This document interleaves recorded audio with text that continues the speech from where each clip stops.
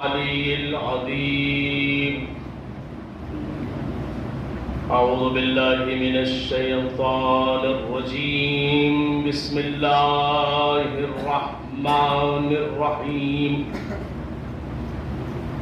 الحمد لله رب العالمين. الصلاة والسلام على اشرف الانبیاء والمرسلین مولانا وحبیب قلوبنا وطبیب نفوسنا ابی القاسم محمد. اللهم صل على محمد وعلى محمد وعلى اہل بیتہ الطیبین الطاہرین المعصومین المظلومین واللعنة الدائمة على أعدائهم أجمعين من يوم ظلمهم إلى قيام يوم الدين. أما بعد فقد قال الله سبحانه وتبارك وتعالى في كتابه الكريم وهو أصدق الصادقين. بسم الله الرحمن الرحيم. وَإِنَّكَ لَعَلَى خُلُقٍ عَظِيمٍ. صلوات پڑھیں بر محمد وعلى محمد. اللهم صل على محمد. اولاً آپ حضرات سے گزارش ہے کہ ایک مرتبہ سورہ الحمد اور 3 مرتبہ سورہ اخلاص کی تلاوت فرما کے جن مرحومین کے ایصال ثواب کے لیے یہ مجلس منعقد کی گئی ہے انہیں ایصال فرما دیں. اللہم صل علی محمد.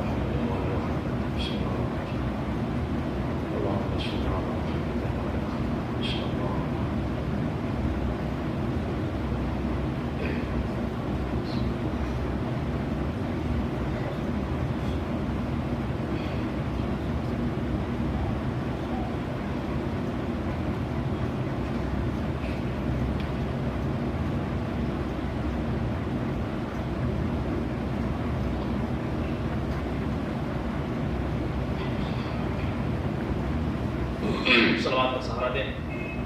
اللهم صل على محمد وعلى محمد. ظاہر ہے کہ یہ آج کی تاریخ 28 صفر المظفر عالم اسلام کے لیے نہایت ہی المناک تاریخ ہے اور غم کا روز ہے. ہونا تو یہی چاہیے تھا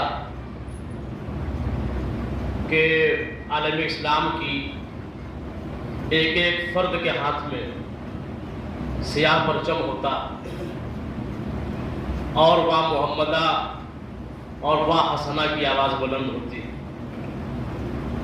مگر تاریخ نے جہاں زندگی میں محمد اور اہل بیت محمد پر بہت سارے ظلم و ستم کیے، بس شہادت بھی ائمہ محمد اور آل محمد کے حوالے سے مظالم اور ستم کا سلسلہ جاری ہے.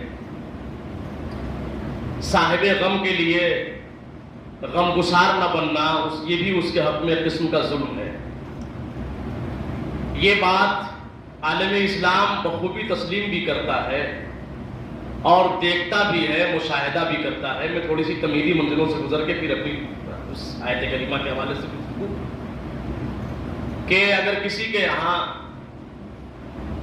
کسی گھر سے کسی کی رحلت ہو جاتی ہے تو مذہب تشیع تو تعزیت و تسلیت کے کردار کو خوب جانتا ہے، اور وہ اس لیے جانتا ہے کہ اس مذہب نے اپنی زندگی رونے اور رلانے میں بسر کر دی. لہذا ہم سے بہتر سلیقہ تسلیت و تعزیت کا دنیا میں کوئی نہیں جانتا. ہم نے ولادت سے لے کر اپنی موت تک اس سفر کو بحسن و خوبی انجام دیا ہے، اور ہم جانتے ہیں کہ کسی کے یہاں اگر کسی کا انتقال ہو جائے، کسی عام انسان کی بھی رحلت ہو جائے، تو اس راحل کے گھر والے جو افراد ہیں ان کے ساتھ کس برتاؤ کے ساتھ پیش آنا ہے یہ ہمیں پتہ ہے. مگر لاشعوری طور سے صحیح وہ لوگ جو اس بات کے قائل ہے کہ مرنے والا مر گیا، اب اس پہ رونا کیا، اب اس پہ گریا کیا، ٹھیک ہے یہ ان کی زبان درازیاں ہیں، مگر لاشعوری طور سے صحیح، فطرتاً ہی صحیح ہم نے یہ بھی دیکھا ہے کہ جب ان کے گھر سے بھی کسی کی رحلت ہو جاتی ہے تو صف ماتم بک جاتی ہے۔ نہ جانے یہ کیسی جسے کہہ لیجئے کہ سمجھی بوجھی سازش ہے کہ ہمارے گھر سے اگر کوئی ایسا شخص بھی رحلت کر جائے کہ جس کی نہ کوئی علمی حیثیت تھی، نہ کوئی اخلاقی حیثیت تھی، نہ کہ معاشرے میں اس کا بڑا نام تھا، نہ وہ کسی غریب کا مددگار تھا، بس یہ تھا کہ وہ ایک گھر کا ایک معمولی سا فرد تھا، مگر انتقال ہو گیا تو ماں بھی رونے کے لیے تیار، باپ بھی رونے کے لیے تیار، اگر صاحب اولاد ہے تو اس کی اولادیں گریا کر رہی ہیں۔ عجب تماشا عالم اسلام نے کیا، نبی دنیا سے چلا گیا، اولادیں نبی دنیا پہ چلی گئی، مگر یہ کہہ کر کے گریا نہ کرنا، یہ کہہ کے ماتم نہ کرنا کہ ہم زندہ جاوید کا ماتم نہیں کرتے۔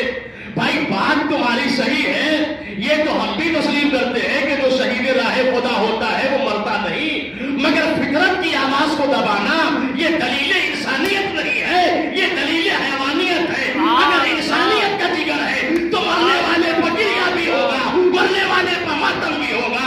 صلوات پڑھے گا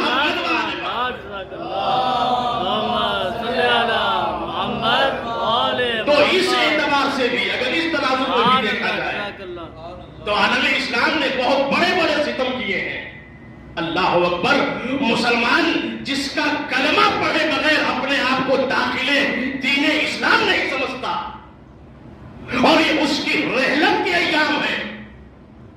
اگر سیاہ پرچم کو لے کر سارے پر اور سڑکوں پر اور حسینیہ اور رضا خانے میں اگر کوئی قوم دکھائی دیتی ہے تو وہ عزادار سید الشہداء ہے۔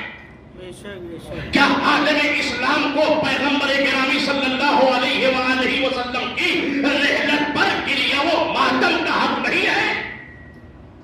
اگر پیغمبر کی رحلت، توجہ چاہتا ہوں عزیزان گرامی، اگر رحلت پیغمبر اسلام تمہارے لیے گریہ و زاری کا سبب نہیں ہے تو یاد رکھو پھر کائنات کے اندر سے جانے والی اور مرنے والا کوئی وجود ایسا نہیں ہے کہ جس پر گریہ کیا جائے، جس پر رویا جائے، اس لیے کہ کائنات کا مرنے والا اپنے عزیزوں کی نظر میں محترم ضرور ہوگا، مگر نبی کے اتنا نہ مستند ہو سکتا ہے نہ مکرم ہو سکتا ہے۔ صلوات پڑھے گا محمد وآل محمد جو ہے بدار گرامی، اور اتنا مکرم و صاحب خلوق باخلاق کے جس کے لیے سورہ والقلم کے اندر 4 نمبر کی آیت موجود ہے، وَإِنَّكَ لَعَلَىٰ خُلُقٍ عَظِيمٍ، اے میرے پیغمبر آپ اخلاق کے منتہا کو پہنچے ہوئے ہیں، یعنی آپ کا اخلاق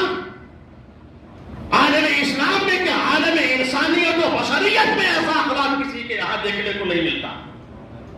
اور عزیزان گرامی اگر ہم اس اخلاق کی جدا جدا مثالیں دینے کے لیے بیٹھ جائیں تو شاید گھنٹے درکار ہیں، مگر آپ کے سامنے سب سے مشہور واقعہ پیغمبر گرامی کی حیات طیبہ کا کہ جب بھی گلی سے گزرتے تھے تو وہ بڑھیا رسول کے وجود مقدس اور مبارک کے اوپر کوڑا اور کرکٹ پھینک دیا کرتی تھی۔ اللہ اکبر، آج ہمارے سماج و معاشرے میں آج میرے جیسا ایک مولوی کے اندر بھی انتقامی کیفیت پائی جاتی ہے۔ ہفتہ 2 ہفتہ 4 دن 10 دن اگر کسی کا برتاؤ میرے ساتھ اچھا اور استوار نہ رہا تو ہماری فکریں بھی بدلنا شروع ہو جاتی ہیں۔ اچھا فلاں نے مجھے گالیاں دی ہے تو میں بھی اسے گالیاں دوں گا، اگر فلاں نے مجھے ستایا ہے تو میں بھی اسے ستاؤں گا، اگر فلاں نے مجھے اذیتوں سے دوچار کیا ہے تو میں بھی اسے پریشان کروں گا۔ مگر اللہ اکبر، کردار پیغمبر کو دیکھیے کہ وہی بڑھیا جس کا مشعلِ روز و شبھ یہی بن چکا تھا کہ پیغمبر پہ کوڑے پھینکنے ہیں، گندگیاں پھینکنی ہیں، غراضتیں منیل دینی ہے پیغمبر کے جسد مقدس کے اوپر، مگر اب جب وہ اس عمل کو نہیں دیکھا پیغمبر نے، وقفہ ہوا تو نبی نے سوال کیا کہ آخر وہ بڑھیا کہاں ہے؟ جواب ملا یا رسول اللہ وہ تو بیمار ہے۔ توجہ چاہتا ہوں عزیزان گرامی، کردار پیغمبر کو زمانہ دیکھے، فقط تاریوں پر ہاتھ پھیر کر کے لا الہ الا اللہ کا نعرہ لگانا محمد سلاسی نہیں ہے۔ محمد کے کردار کے اندر، محمد کے وجود میں اتر کے دیکھنے کی ضرورت ہے کہ کردار محمد کیا ہے۔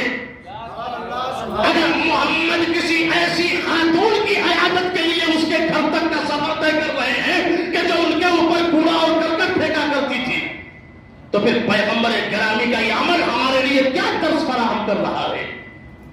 حدیثان گرامی تو یاد رکھیے، اسی لیے سورت کا مطالعہ ہونا ہے اور ہے سیرت کو پہچان کر کردار پیغمبر کو اپنے وجود میں اتارنا ہے اور ہے توجہ چاہتا ہوں۔ لہذا جنہوں نے سورت پر نظر رکھی انہوں نے کملی کا تذکرہ کیا، قباؤں کا تذکرہ کیا، مگر جنہوں نے سیرت پر عمل کیا وہ قباؤں کا تذکرہ بھی کرتے ہیں، کملی کا قصیدہ بھی پڑھتے ہیں، ولادت نبی پر جشن بھی کرتے ہیں، وفات پیغمبر پر مجلسیں بھی کرتے ہیں۔ صلوات بر محمد و آل محمد۔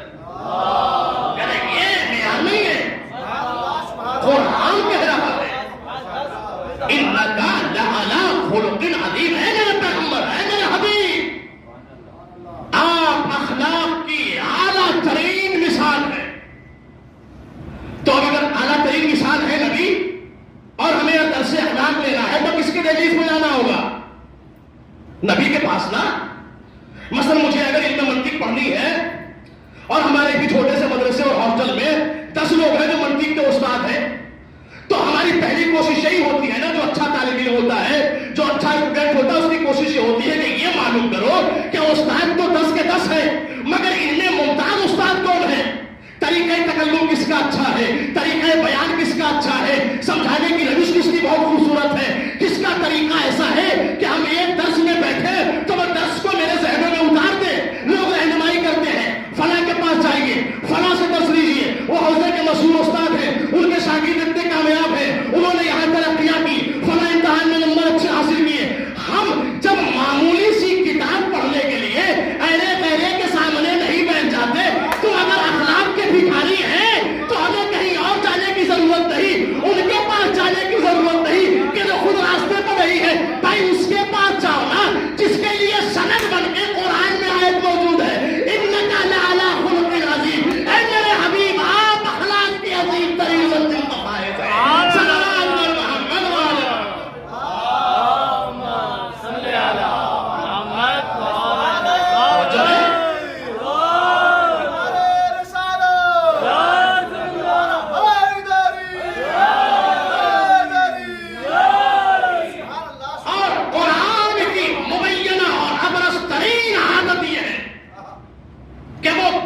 کسی عظیم خطاب سے جب تک نہیں نوازتا، جب تک اس سے امتحانات نہ لے لے، اسے پرکھ نہ لے، اسے ٹٹول نہ لے، اسے کھنال کے دیکھ نہ لے کہ اس کے وجود میں کیا ہے۔ یہ ہمارے زمانے کی روش ہے۔ یہ تو ہم جاہل لوگ ایسا کرتے ہیں کہ تعلقات کی بنیاد پر بڑے بڑے خطاب دے دیتے ہیں۔ مدرسے کا منہ نہ دیکھا علامہ کہہ بیٹھے، توجہ چاہتا ہوں عزیزان گرامی، 4 کتابوں پر مہارت حاصل ہو گئی، آیت اللہیت کا خطاب حاصل کر لیا۔ یہ ہم کرتے ہیں، مگر وہ خدا جو عین عدل ہے، وہ خدا جو عین انصاف ہے، جو ظاہر کو بھی دیکھتا ہے، جو باطن کو بھی دیکھتا ہے، جو صورت بھی دیکھتا ہے، سیرت بھی دیکھتا ہے، کردار کی رسائیاں بھی دیکھتا ہے، انسان کی بلاغت بھی دیکھتا ہے، وہ نبی کہہ رہا ہے۔ توجہ چاہتا ہوں عزیزان گرامی، ایک نبی کا تذکرہ قرآن میں نہیں ہے۔ قرآن میں یوسف بھی آئے ہیں، قرآن میں موسیٰ بھی آئے ہیں، عیسیٰ بھی آئے ہیں، مگر اس لہجے کا خطاب صرف نبی سے ہے۔ اس کا مطلب یہ نہیں ہے کہ عیسیٰ صاحب اخلاق نہ تھے، موسیٰ صاحب اخلاق نہ تھے، دیگر انبیاء صاحب اخلاق نہ تھے، صاحب اخلاق سب تھے، لیکن لعلی خلق عظیم کا اگر مثال دیکھنا ہے تو نبی ہے۔ عیسیٰ کو بھی کچھ چاہیے تو میرے نبی کو جائے، موسیٰ کو بھی چاہیے تو میرے نبی کو جائے، ابراہیم کو چاہیے تو میرے نبی کو جائے۔ لہذا یہ کہ سرداری اگر حاصل ہے کسی کو تو ہمارے اور آپ کے پیغمبر گرامی صلی اللہ علیہ وآلہ وسلم حضرت محمد مصطفیٰ ہے۔ قرآن خطاب دے رہا ہے، یہ جو اہم خطاب قرآن دے رہا ہے، نبی آپ خلق عظیم کے حامل ہے۔ تو اگر اللہ کہہ رہا ہے تو پھر گارنٹی ہمارا 101%، پھر اس میں کوئی کھوٹ کہیں سے لگی لپٹی بات کا امکان نہیں ہے۔ کوئی یہ نہیں کہہ سکتا کہ وہ اللہ نے جذبات میں کہہ دیا، نہیں، جذباتی عمل کو قرآن نہیں کہا جاتا۔ جو چاہتا ہوں نہیں جانے گا، قرآن جذباتی عمل کی تحریر کا نام نہیں ہے، قرآن حقیقت کا نام ہے۔ زمانے کی روش بدلتی رہے گی مگر قرآن کی حقیقتوں میں تبدیلی کا امکان نہیں پایا جاتا۔ قرآن نے جسے جو کہہ دیا وہ ثابت ہے، وہ اصبر ہے، وہ متقن ہے، وہ اپنی جگہ پر بالکل مضبوط اور محکم ہے، اس میں تبدیلی کی گنجائش ہے۔ لہذا یہ ہے پیغمبر کرام صلی اللہ علیہ وآلہ وسلم اس زمانے میں یہ ستم ظریفی فرمائی ہے. اور پھر وہی شاید میرے ذہن میں یہ کس کے حوالے سے شعر ہے کہ محمد سے وفا تو نے تو ہم تیرے ہیں، یہ جہاں چیز ہے کیا لوح قلم تیرے ہیں. شاید محمد شناس تھا جبھی اس نے کہا کہ اگر محمد سے وفاداری ہے تو پھر وہ ہر سے وفاداری کر سکتا ہے، مگر اگر محمد کے حق میں کوئی غدار ہے تو اس سے وفاداری کی توقع حماقت کے علاوہ کچھ اور نہیں ہے. اس لیے کہ جو پے کرے رحمت کے لیے وفادار نہ ہو سکا وہ کسی اور کے لیے کیا رحمت کا سبب ہوگا. سورہ احزاب کی 56ویں آیت کو آپ دیکھیں کہ ان اللہ و ملائکتہ یصلون علی النبی یا ایھا الذین آمنوا صلوا علیہ وسلموا تسلیما. محمد کی کتاب کو پہچانے، سمجھے محمد کی عظمت کو کہ اللہ اور اس کے ملائکہ. دیکھیں سلام اور دعائے رحمت درود ہے نا، دعائے رحمت ہے، رحمت کی دعا کون کر رہا ہے؟ وہ کر رہا ہے کہ جس کے قریب سے کسی خطا، کسی گناہ، کسی جرم کا گزر بھی ممکن نہیں ہے. محال ہے ہمارے یہاں ذات باری تعالیٰ کے لیے کسی اس طرح کی صفات کا سوچنا. اور پھر کون کر رہا ہے؟ ملائکہ معصومی نبی کے اوپر رحمت کی دعا کر رہے ہیں. ان اللہ و ملائکتہ یصلون علی النبی. اللہ اکبر، کتنی بڑی ذات ہے نبی کی. اللہ صلوات بھیج رہا ہے، درود پڑھ رہا ہے، ملائکہ درود پڑھ رہے ہیں. آج ہمارے سماج و معاشرے میں یہ بات بہت عام ہے کہ ہم سے 1 انچ بڑے قد کے آدمی نے اگر ہمیں سلام کر دیا اور پڑھ کے اگر اس نے میری خیریت پوچھ لی تو ہم اپنا سینہ چوڑا کر کے 10 لوگوں سے بتاتے پھرتے ہیں کہ دیکھو فلاں نے مجھے اس اچھے لقب سے یاد کر لیا. مثلا مجھے سلام کہا، میری خیریت پوچھی، میرے لیے دعائے عافیت کی. کون ہے؟ اللہ. کون ہے؟ ملائکہ. نبی پر دعائیں کر رہے ہیں، نبی پر صلوات و درود پڑھ رہے ہیں. خود یہ صلوات خدا اور صلوات ملائکہ کا نزول ذات نبی پر نبی کی عظمت کو واضح کر رہا ہے. توجہ چاہتا ہوں تو نبی دنیا کے عام انسانوں کے صلوات و سلام کے محتاج نہیں ہے. یہ تو ہم جو نبی اور اہل بیت نبی پر درود و سلام بھیجتے ہیں یہ تو ہم اپنی زبان کی طہارت کا ذکر کرتے ہیں، انہیں ہمارے سلام و درود کی ضرورت نہیں ہے.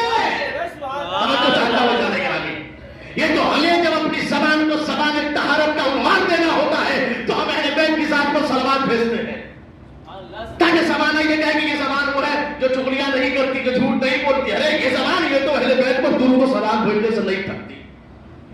اہل بیت و محمد پر سلام اور درود بھیج کے ہم اپنی زبان کو معتبر قرار دیتے ہیں. ہماری زبان کا اعتبار بڑھتا ہے، نہ کہ محمد کی عظمت اور اہل بیت محمد کی عظمت میں اضافہ ہوتا ہے. ان کی عظمت اور ان کے جوش گڑا میں اور ان کے کسی کرامت اور کسی معجزات کے اندر ہماری کیا حیثیت کہ ہم اپنے سلام سے اضافہ کرتے ہیں.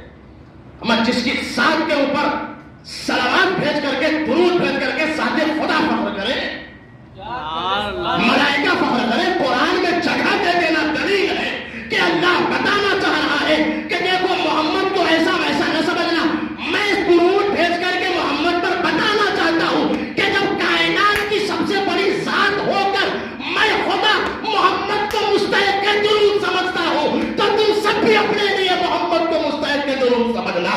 صلوات پڑھے نا محمد والے محمد. اس لیے کہ قرآن ہمارے لیے اسوہ حسنہ ہے نا. قرآن ہمارے لیے کتاب ہدایت ہے، قرآن ہمارے لیے کتاب تعلیم و تعلم ہے، قرآن ہمارے لیے سیکھنے کی جگہ ہے، محبت علم ہے. قرآن اگر ہمیں سیکھنا ہے تو قرآن سے سیکھیں گے، اگر ہمیں کچھ لینا ہے تو قرآن سے لیں گے. اس لیے کہ قرآن ہدی للمتقین ہے، متقین کے لیے ہدایت کرنے والا ہے. یار ہمیں قرآن سے ارتباط کرنے کی ضرورت ہے. اگر نبی کو بھی سمجھنا ہے تو دہلی سے قرآن تک جانا ہوگا، اور جو شارحین قرآن ہے اہل بیت ان کے دروازے تک بھی جانا ہوگا. تمسک اہل بیت کے بغیر قرآن فہمی ممکن نہیں ہے. اور جب قرآن فہمی ممکن نہیں ہے تو پھر یاد رکھیے جن کے وجود کا تذکرہ اللہ نے قرآن میں کیا ہے ان کی وجود شناسی بھی ممکن نہیں ہے. اس لیے کہ اگر ہمیں اہل بیت کو سمجھنا ہے تو قرآن تک جانا ہوگا. اور اگر ہم قرآن سے غافل ہیں تو پھر محمد کی وہ عظمت ہے جس سے قرآن میں جگہ دی گئی ہے کہ ہم اسے نہیں پہچان سکتے. ہم اس سے آشنائی حاصل نہیں کر سکتے.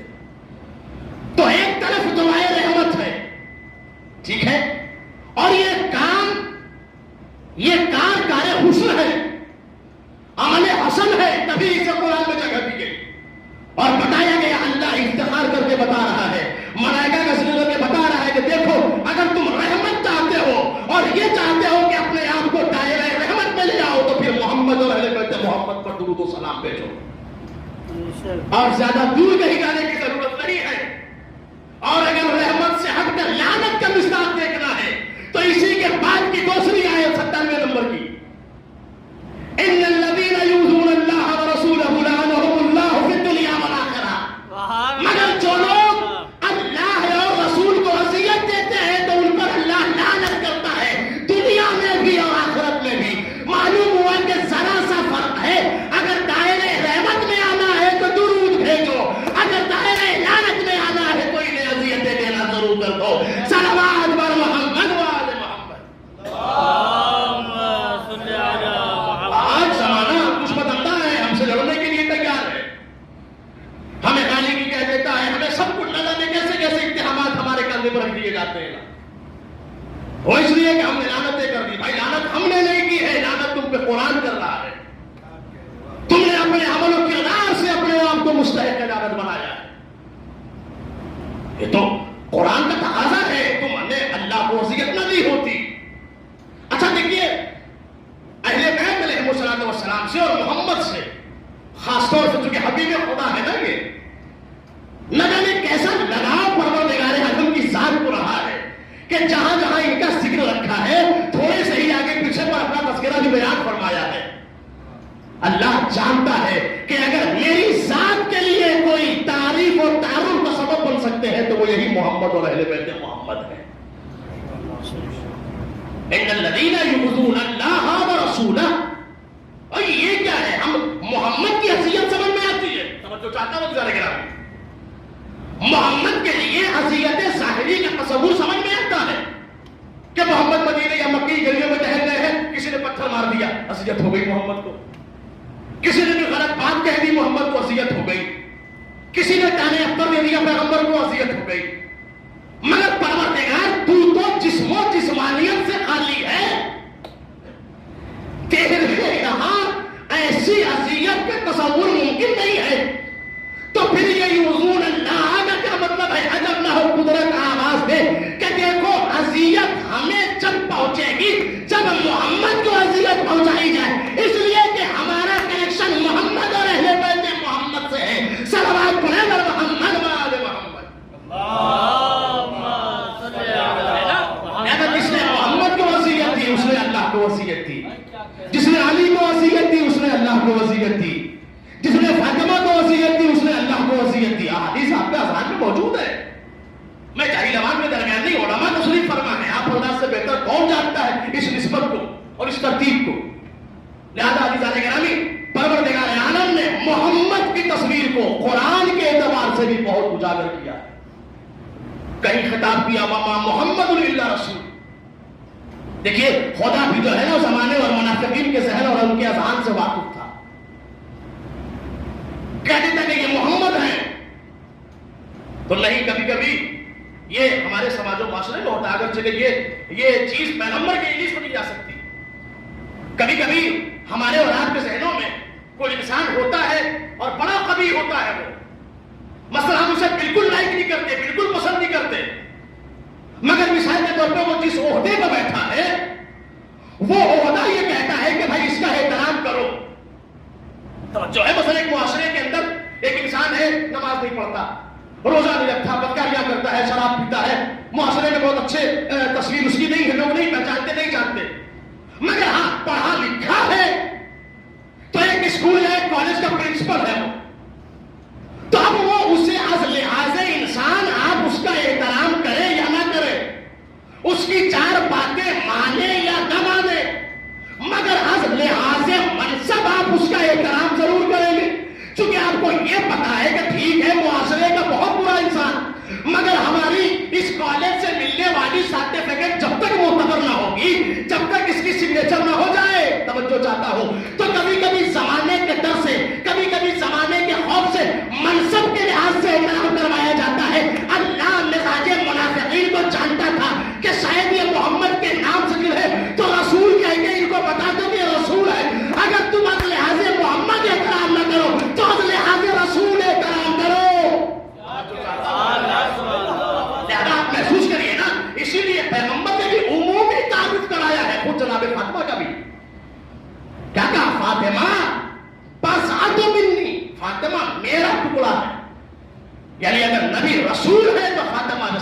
ٹکڑا ہے. جزاک اللہ. اگر نبی ہے تو فاطمہ نبوت کا ٹکڑا ہے. اگر نبی رحمت للعالمین ہے تو فاطمہ رحمت کا ٹکڑا ہے. یہ صفت قرآن نے اپنے دامن میں رکھی ہے. لہذا آپ دیکھیے مولانا کائنات کے نہ جانے کتنے فضائل قرآن کے دامن میں محفوظ ہیں، مگر کہیں علی کے نام سے آپ کو بڑے فضائل نہ ملیں گے. اس لیے کہ اجتماع دیا جا سکتا ہے، کوئی اپنا نام علی رکھ لے اور کہہ دے کہ میں ہوں، مگر صفت کو رکھ کے پروردگار عالم وسعت کا دروازہ بند کرنا چاہتا ہے کہ جو اس صفت کا ہوگا وہ آئے. توجہ چاہتا ہوں اللہ نے پیغمبر کی ذات والا صفات کو اجاگر کیا اور اسے روشن کیا ہے، بتایا ہے کہ دیکھو یہ پیغمبر ہے، یہ رسول ہے، یہ رحمت للعالمین ہے، یہ تمہارے لیے اسوہ حسنہ ہے. اگر تم پیروی کرنا چاہتے ہو، اتباع کرنا چاہتے ہو تو پیغمبر کی اتباع کرو. عزیزان گرامی، اور پھر وہی آج ہی کی تاریخ، آج ہی کا دن ہمارے اور آپ کے دوسرے امام حسن مجتبی علیہ الصلوۃ والسلام کا روز شہادت بھی. اور خدا کی قسم میری جانب قربان جائیں، اہل بیت علیہم الصلوۃ والسلام کے خانوادے کی سب سے بزرگ فرد کا نام ہے محمد. سب سے بزرگ ہے نا پیغمبر چہاردہ معصومین کے اندر اس دائرے میں. مگر آپ دیکھیے خدا بند کریم نے ان کے ساتھ عجب اتفاقات رکھے. وہ یہ کہ جب پیغمبر کی ولادت ہوئی تو وہ تاریخ پیغمبر سے تنہا مختص نہ رہی، بلکہ اس تاریخ میں بھی ایک اہل بیت کی گھر کے فرد کا نام دے دیا. جو پیغمبر کا روز ولادت ہے اس روز امام جعفر صادق علیہ السلام کا روز ولادت بھی، اور جو پیغمبر کا روز شہادت ہے وہ روز امام حسن مجتبی کا روز شہادت بھی ہے. تاریخ میں نے کہیں کچھ پڑھا اور نہیں اس کے حوالے سے، مگر مجھ جیسے جاہل کا ذہن اتنا تو ضرور کہتا ہے کہ چاہے وہ پیغمبر کے جشن کا روز ہو یا پیغمبر کی شہادت کا روز ہو، پیغمبر کا ذکر مکمل ہی نہیں ہو سکتا جب تک اہل بیت پیغمبر کا ذکر ان کے ساتھ نہ کیا جائے. صلوات پڑھے چاہتا ہوں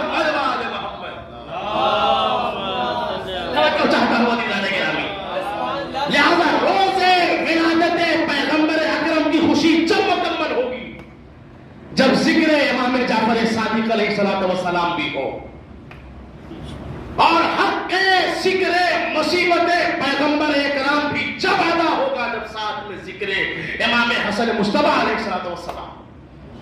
دیکھیں یہ عجب ترابط ہے اور عجب قربت کی طرف بھی اشارہ ہے. گھر کی سب سے بزرگ فرد، اس کی تاریخ ولادت و شہادت کو بھی تنہا نہ رہنے دیا گیا. عظیم ذات پیغمبر کی امام حسن مجتبی علیہ السلام. صلوات پڑھیں پر محمد والے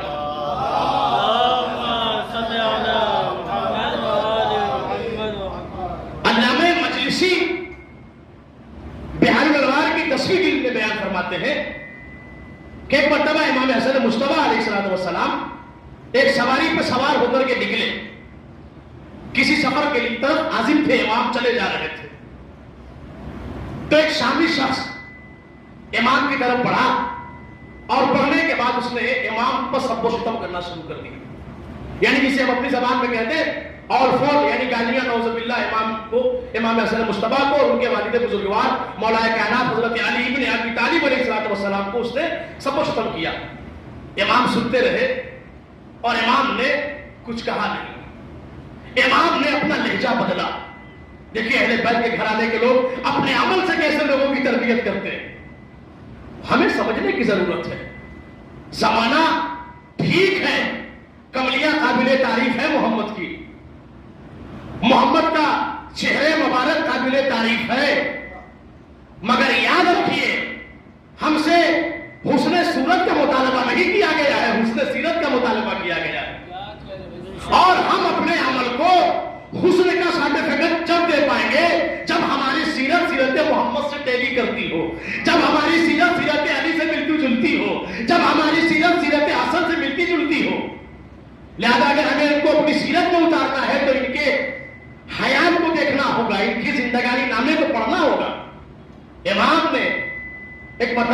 لہجہ بدلا. سن رہے ہیں سب کچھ. دیکھیے ہمارا تو لہجہ بالکل بدل جاتا ہے ذرا سا کوئی ٹھنڈ لہجے میں ہم سے باتیں کر لیں. اگر اس نے ہمیں ایک غلط بات کہی ہے تو ہم جب تک 4 غلط بات نہ کہہ لیں ہمیں سکون میسر نہیں ہوتا. مگر مزاج انسانیت میں اور مزاج امامیت میں بہت بڑا فرق ہوتا ہے. امام تحمل و برداشت کی اعلیٰ ترین مثال ہوا کرتا ہے اور وہ اپنے عمل سے درس دیتا ہے.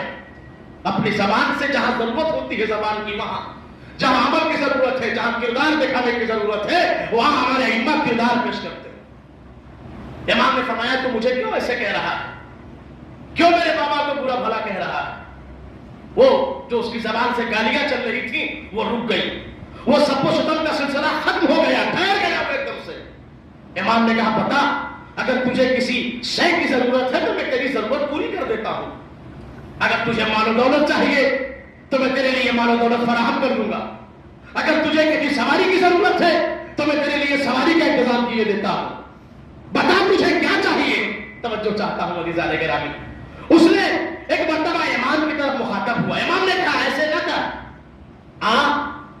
قریب میں میرا گھر ہے، میرے گھر میں مہمان ہو جا. توجہ چاہتا ہوں عزیزان گرامی. امام نے اسے اپنے گھر میں مہمان کیا. امام نے اس کی دعوت کی، اس کے لیے دسترخوان سجایا. اس نے امام کے گھر پہ بیٹھ کے کھانا کھایا.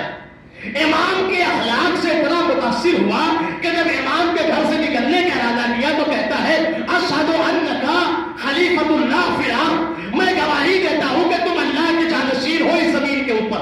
توجہ چاہتا ہوں عزیزان گرامی. واقعہ بہت چھوٹا سا ہے، بظاہر امام نے کوئی بڑی بات نہیں کی، مگر آپ دیکھیے گالی دینے والا، کسی کے سامنے کھڑے ہو کر برائی کرنے والا، وہ سامنے والے سے بھی یہ توقع رکھتا ہے کہ اگر میں نے اسے گالیاں دی ہے تو یہ مجھے گالی دے گا. مگر اپنے آپ نے اپنے کردار کو بدل کے اس کا دل جیت لیا. ایک مرتبہ مسکرا کے کہتا ہے مولا آپ اپنا ہاتھ میری طرف بڑھائیے، میں آپ کے ہاتھ پر بیعت کرنا چاہتا ہوں. اور کہتا ہے کہ اب تک اس روئے زمین پر آپ کا اور آپ کے بابا سے زیادہ دشمنی کرنے والا میرے علاوہ کوئی نہیں تھا، مگر اب آج سے آپ سے زیادہ محبت کرنے والا میرے علاوہ کوئی نہیں ہے. صلوات پڑھے محمد وعلى محمد.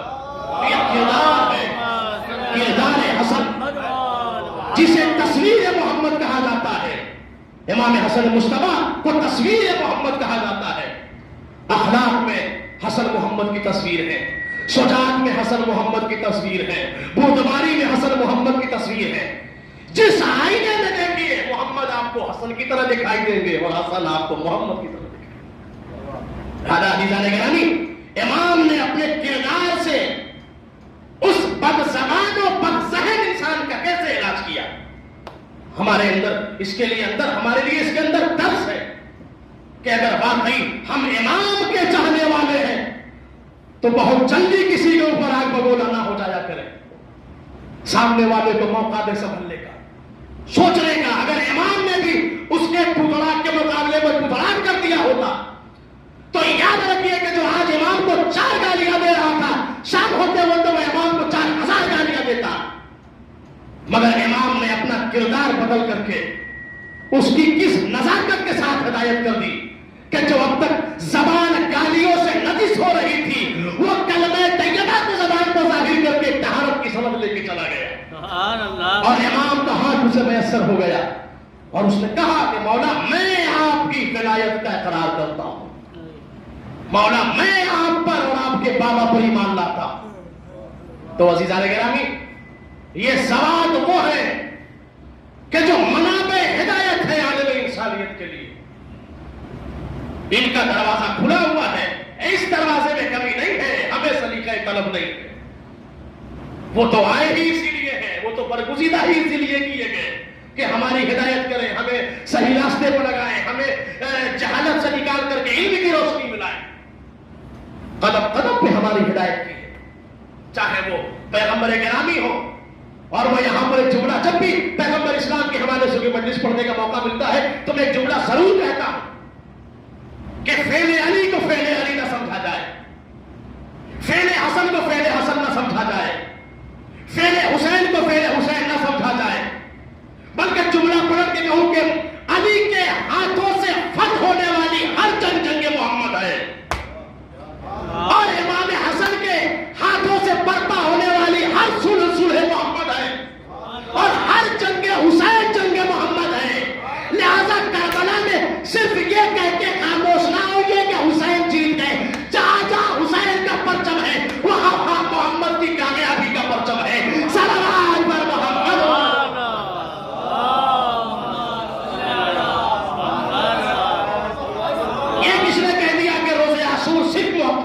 حسین کی کامیابی کا روز ہے. خبردار کربلا کو اتنا تنگ کر کے زمانے کی نگاہوں کے سامنے پیش نہ کیا جائے. کربلا کے دامن میں روز عاشور کے دل میں بڑی وسعت ہے. عاشور کا دن محمد کی کامیابی کا دن بھی ہے، آدم کی کامیابی کا دن بھی ہے، نوح کی کامیابی کا دن بھی ہے، ابراہیم کی کامیابی کا دن بھی ہے. سارے نبیوں کی کامیابی کی ضمانت روز عاشور ہے. لہذا عزیزان گرامی، یہ تصور کہ صرف امام حسین کی جیت ہوئی ہے، نہیں، غلط ہے. اور پھر اس کے مقابلے میں بھی قیاس کرتے جائیے کہ اگر محمد کی جیت ہوئی ہے، اگر حسین کی جیت شکست یزید ہے، تو پھر علی کی جیت شکست معاویہ ہے، اور محمد کی جیت شکست ابو سفیان ہے. ذہن میں یہ تصور نہ آئے کہ وہ صرف نہیں بلکہ اولاد کی کامیابی اس کے باپ اور داداؤں کی کامیابی کہی جاتی ہے. ہم اپنے معاشرے میں سینہ چوڑا کرتے ہیں، ایک باپ کہتا ہے میرے بیٹے نے فلاں کام سر کر دیا، تو اگر کسی عام بیٹے کے کسی کامیابی پر اپنے باپ افتخار کرنے کا حق رکھتا ہے، تو وہ محمد کہ جس نے اپنی زبان سے حسن و حسین کے لیے یہ کہا ہو کہ یہ دونوں میرے بیٹے ہیں، قاما او قعدا، چاہے یہ کھڑے رہیں یا بیٹھے، کنایا ہے یا جنگ کریں یا صلح کریں. تو اگر جنگ حسین کر رہے ہیں تو یہ صرف حسین نہیں کر رہے ہیں، بلکہ اس جنگ میں شرکت محمد کی بھی ہے.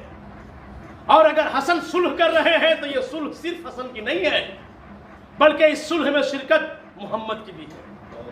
لہذا عزیزان گرامی، یہ آج کا روز بہت المناک روز ہے، اور عالم اسلام کے لیے، عالم تشیع نے تو ہر دور میں، ہر مرحلے میں جیسے بھی حالات ہوں، اہل بیت کے غم کو اپنے سینے سے لگایا ہے. آپ نے دیکھا 2 برس سے حالات کیسے خراب ہیں. کورونا کی مہاماری، حالات اچھے نہیں ہیں، مگر اس کے بعد بھی ہم نے یہی مشاہدہ کیا کہ ہر چیز میں کمی آ جائے مگر محمد اور آل محمد کے ذکر میں کمی نہ آنے پائے. یہ لوگوں نے سوچا بھی اور لوگوں نے کیا بھی. عزیزوں، بس چند جملے مصائب کے پڑھ کے آپ کی زحمت مجھے تمام کر دیں گے. آج کسے کسے پرسا دیا جائے؟ سیدہ مظلومہ کو ان کے لال کا پرسا دیا جائے یا انہیں ان کے بابا کا پرسا دیا جائے؟ عزیزوں، سیدہ کا کلیجہ چھلنی ہے. شہزادی جنت البقیع میں ٹوٹی ہوئی پسلیوں کا سہارا لے کے اپنے بابا کو یاد کر کے بھی رو رہی ہوں گی، اپنے لال حسن پر بھی رو رہی ہوں گی. اور یہ ایام عزا ہے، حسین کا غم بھی سیدہ سے بھولا نہیں جاتا. عزیزوں، مگر اللہ اکبر، مجھے بڑی تفصیلی مصائب نہیں پڑھنا. 2-3 جملے چکے ایصال ثواب کی مجلس ہے، جن مرحومین کے لیے مجلس منعقد ہوئی ہے ان کے لیے بہترین ایصال ثواب ذکر محمد اور آل محمد ہے. عزیزوں، پیغمبر گرامی گھر کے اندر موجود ہیں، اور کوئی شخص ہے جو دروازے پر اجازت لینے کے لیے آیا ہے. دق الباب ہوا، جناب سیدہ دروازے پر گئی، پوچھا تو کون ہے؟ بتا. کہا میں محمد سے ملنا چاہتا ہوں، میں محمد سے ملاقات کے لیے آیا ہوں. دیکھیے ایک بیٹی کے کلیجے میں اپنے بابا کا درد کتنا ہوتا ہے. جناب سیدہ نے کہا اے شخص جا، کسی اور وقت آ کر کے میرے بابا سے ملاقات کر لینا، ابھی میرا بابا آرام کر رہا ہے. اللہ اللہ، سیدہ کو نہیں پتا کہ یہ آنے والا کون ہے. ایک مرتبہ وہ شخص پھر آیا، پھر دق الباب کیا. سیدہ نے کہا جا، تھوڑی دیر کے بعد آ کے میرے بابا سے ملاقات کر لینا، ابھی میرا بابا آرام کر رہا ہے. عزیزوں، میں نے علماء کو پڑھتے ہوئے سنا کہ تیسری بار آنے والے نے ذرا زور سے دق الباب کیا، ذرا زور سے دق الباب کیا. اب جیسے ہی زور سے دق الباب کی آواز سنی تو سیدہ رونے لگی. سیدہ کے آنکھوں سے آنسو جاری ہو گئے. ایک جملہ کہنے کا جی چاہتا ہے عزیزوں کہ وہ سیدہ کہ جو مساجل اتنی نازک تھی کہ دروازے کے دق الباب کو تیز آواز سے نہ سن سکے، ارے اس سیدہ نے اپنے پہلو کو دروازوں کا درد کیسے برداشت کیا؟ جزاکم ربکم خیر الجزا. خدا کوئی غم نہ دے سوائے غم اہل بیت علیہم الصلوۃ والسلام کے. عزیزو اطلاع سننا تھا کہ جناب سیدہ پیغمبر گرامی کی خدمت میں گئی. بابا کوئی شخص ہے جو بار بار دروازے پر آ رہا ہے, آپ سے ملنے کے لیے کہہ رہا ہے. کہتے ہیں بیٹی ارے اسے آنے دو, وہ کوئی اور نہیں, وہ ملک الموت ہے, وہ کسی بھی گھر میں جانے سے پہلے اجازت نہیں لیتے. اے سیدہ ارے یہ تمہاری دہلیز کا شرف ہے کہ ایک آنے والا ملک الموت بھی تمہارے دروازے پر اجازت کا طلبگار ہے. جزاکم ربکم خیر الجزا. خدا کوئی غم نہ دے. عزیزو مجھے پوری شہادت پیغمبر اکرم نہیں پڑھنی ہے. اے عزیزو ملک الموت آیا, پیغمبر کی رحلت ہوئی, مجھے تفصیل میں نہیں جانا. لو عزیزو پیغمبر کی رحلت ہو گئی. سیدہ نے مولا کائنات کو بلایا, غسل و کفن دیا گیا. مجھے ایک موڑ پہ آپ کو لا کے مصائب کا احساس دلانا ہے. میں عزیزو پیغمبر کا جنازہ شان و شوکت سے اٹھانا. علی نے اپنے ہاتھوں سے غسل دیا, اپنے ہاتھوں سے کفن پہنایا, اپنے ہاتھوں سے پیغمبر کو سپرد لحد کیا. لیکن اللہ اللہ ارے کربلا میں حسین کی بے کسی دیکھیے کہ بیگ میں جوان بیٹا موجود ہے. امام حسین کا جنازہ ارے جلتی ہوئی زمین پر پڑا ہوا ہے. جزاکم ربکم خیر الجزا. خدا کوئی غم نہ دے سوائے غم اہل بیت کے. ہاں عزیزو اگر دو جملے امام حسن کے مصائب کے نہ پڑھوں تو شاید انصاف نہ ہو, اس لیے کہ یہ آج کا روز دو معصومین کی شہادت کا روز ہے. اے بی بی ارے ہم عزاداروں سے اپنے لال کا پرسہ قبول کیجئے. اے عزیزو روایتوں میں ملتا ہے کہ امام حسن مصطفیٰ کو زہر دغا سے شہید کیا گیا, آپ سب جانتے ہیں, مگر یہ ملتا ہے کہ اتنا کاری زہر تھا کہ امام کا کلیجہ ارے ٹکڑے ٹکڑے ہو کر بہ رہا تھا. اللہ اکبر. میں نے کسی عالم کو پڑھتے ہوئے دیکھا کہ کسی انسان کے اوپر جب کوئی مصیبت آتی ہے تو اس کی مصیبت کا حل یا تو اس کے بچے ہوتے ہیں یا اس کی بیویاں ہوتی ہیں. انسان کو اپنی کسی بات پر سکون جب کہیں نہیں مل پاتا تو وہ اپنی بیوی سے کہہ کے اپنا دل ہلکا کرتا ہے. لیکن ہائے رے میرا امام حسن مظلوم, امام اتنا مظلوم ہے کہ اپنے غم کی کہانی کسے سنائے. ارے جو بیوی ہے وہی قاتلہ ہے. جزاکم ربکم خیر الجزا. بس عزیزو میں نے زحمت تمام کر دی. خدا کوئی غم نہ دے سوائے غم اہل بیت علیہم الصلوۃ والسلام کے. وقت وہ بھی آیا. ارے اہل بیت کے گھرانے کا یہ پہلا جنازہ ہے کہ جو جنت البقیع سے دوبارہ گھر کی طرف واپس کیا گیا. اللہ اللہ ارے سیدہ کا لال کتنا مظلوم و بے کس ہے کہ کوئی جنازے کو دفن نہیں ہونے دیتا. اے عزیزو امام حسن کی مصیبت دیکھ کے پھر بھی دل ٹھہر جاتا ہے. ارے امام نے خود کربلا کی طرف مخاطب ہو کے کہا لا یوم کا یوم کا یا ابا عبداللہ. اے میرے بھیا حسین ارے تمہاری مصیبت سے بڑا دن کسی کی مصیبت کا نہیں ہے, اس لیے کہ نانا کو بھی غسل و کفن ملا, تمہارے بھیا حسن کو بھی غسل و کفن ملا, مگر بھیا حسین تمہارا جنازہ کربلا کی جلتی ہوئی زمین پر بے گورو کفن پڑا رہا. وَسَيَعْلَمُ الَّذِينَ ظَلَمُوا أَيَّ الْمُنقَلِبِينَ يَنقَلِبُونَ اِنَّا لِلَّهِ وَإِنَّا إِلَيْهِ راجعون. بار الہ ہماری اس مختصر سی عبادت کو قبول فرما. بار الہ جہاں جہاں بھی شیعان حیدر اقرار ہوں ان کی جان مال عزت و آبرو کی حفاظت فرما. بار الہ علماء کرام مراجع کرام کا سایہ ہمارے سروں پر قائم و دائم رکھ. بار الہ تمام مقامات مقدسہ کی حفاظت فرما. بار الہ جن مرحومین کے اصحال ثواب کے لیے مجلس منعقد ہوئی ان کے درجات کو بلند سے بلندتر فرما. بار الہ حاضرین کی تمام تر حاجات کو قبول فرما. بار الہ ہم نے جو پریشان حال ان کی پریشانیوں کو دور فرما. جو مریض ہوں انہیں شفاء کامل و عاجل عطا فرما. جو مقروض ان کے قرض کی ادائیگی فرما. بار الہ ہم سب کی سب سے عظیم اور اہم ترین دعا امام زمانہ کے ظہور میں تعجیل فرما اور ہم سب کو آقا کے اعوان و انصار میں شمار فرما. ربنا تقبل منا انک انت السمیع